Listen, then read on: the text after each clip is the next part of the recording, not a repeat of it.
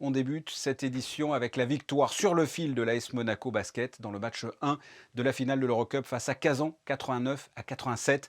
Un succès très important pour la Roca Team qui lui permet de mener 1-0.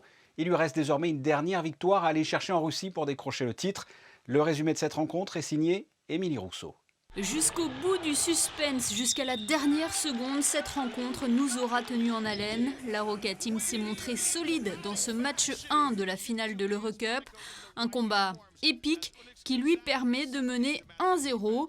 Les hommes de Zvezdan Mitrovic ont pris les choses en main dès le début des hostilités avec ce dunk de Mathias Le Sort pour ouvrir le compteur de l'AS Monaco. Mais Kazan est venu avec ses armes. Klimenko, 22 points au total, joue de sa grande taille et fait mal. Mais les Monégasques ne lâchent rien à l'image du jeune Rudy de Maïs de JJ O'Brien.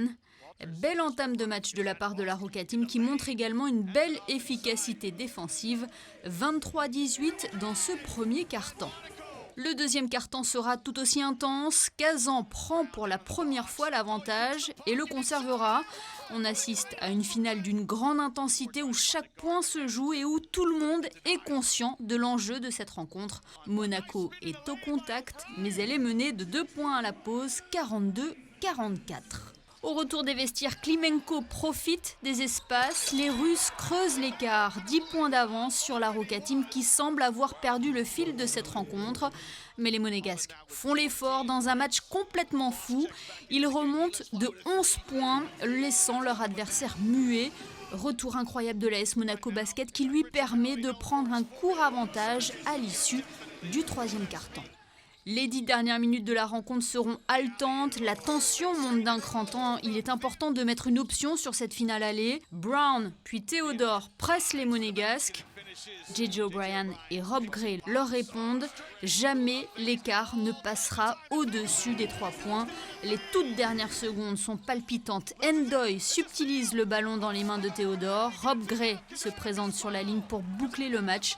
Il met un seul lancer franc. La dernière action russe ne donne rien.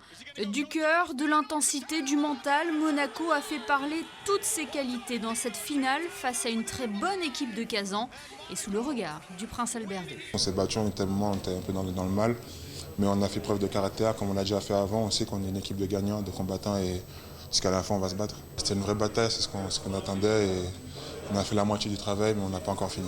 Ils ont marqué beaucoup de points sur la pick and roll notamment. On a fait quelques erreurs en attaque aussi. Donc je pense qu'on a beaucoup de points à améliorer. Et c'est encourageant pour la suite de savoir qu'on a une marge de progression. The difference was very, very small. What do we win by? 2. So, they came out with good energy. We watched them on film. They're very aggressive. They talk a lot. They're competitive. So, we just have to stick to our game plan, continue to believe in each other, have each other's back, and just, do what coach says and pay attention to the small details so we can win. It's just one game. It's one step closer to what we're trying to accomplish. A tough game, but it's a good team, so we got to be ready.